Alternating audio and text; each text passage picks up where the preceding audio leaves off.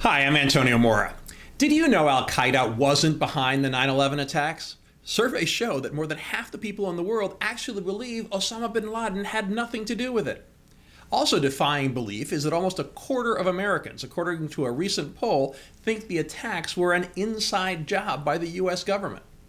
Now, the COVID-19 pandemic is creating a secondary epidemic of similar craziness. This infodemic of misinformation is spreading as fast as the virus, proving a lie will travel halfway around the world while the truth is still putting on its boots. You have all heard about the many things we can do to help fight what's likely the worst viral threat humanity has faced in more than a century. One thing you can do that you probably haven't heard enough of is that you need to stop contributing to the problem by propagating false information and conspiracy theories. The insanity is ballooning on social media. Everything from dangerous ways to treat the disease to attacks on the science and scientists.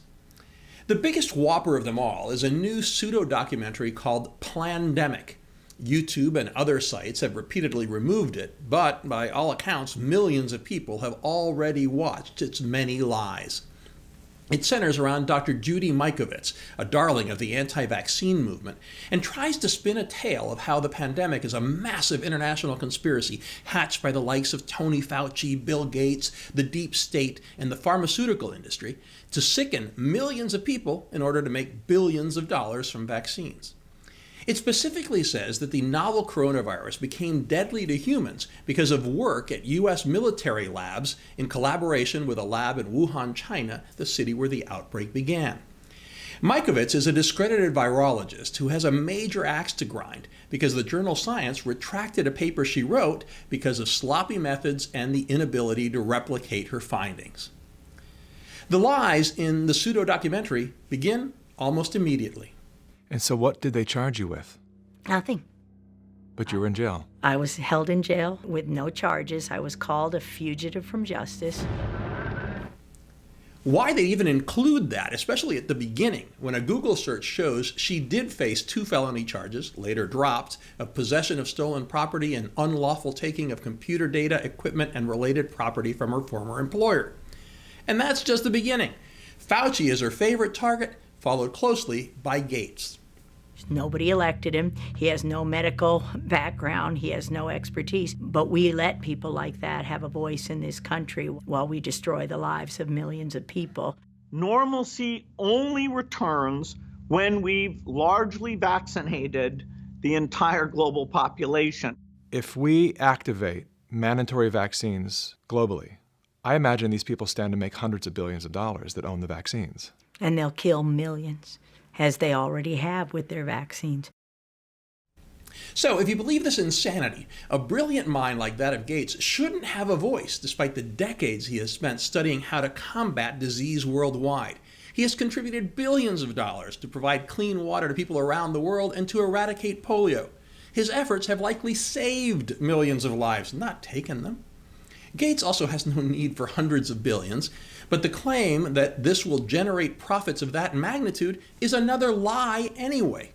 Vaccines are a tiny part of the pharmaceutical industry and one of its least profitable segments.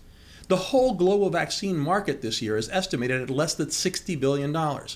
Claims of hundreds of billions in profits are ludicrous. Oh, and after all that, Mikovits later says she's not anti-vaccine. The documentary also points out that in the early years of AIDS, playwright and activist Larry Kramer called Fauci a murderer.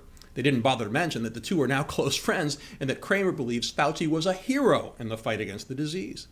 The dishonesty is stunning. The irony is that Plandemic is being shared online by extremists of all types who normally would hate each other. The extreme left loves anything that discredits big pharma and billionaires.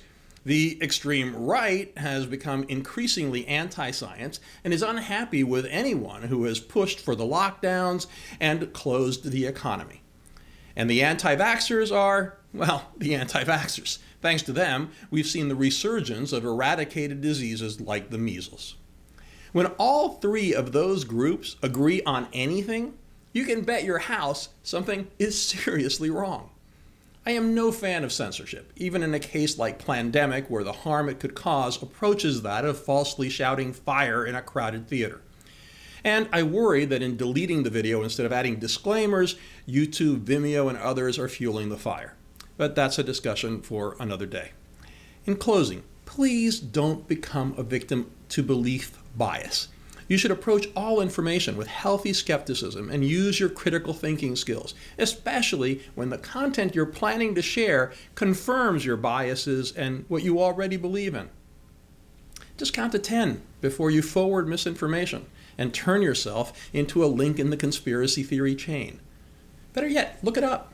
Most of the time, others have done the work for you to debunk the craziness. Then you can be a part of the solution and not the problem.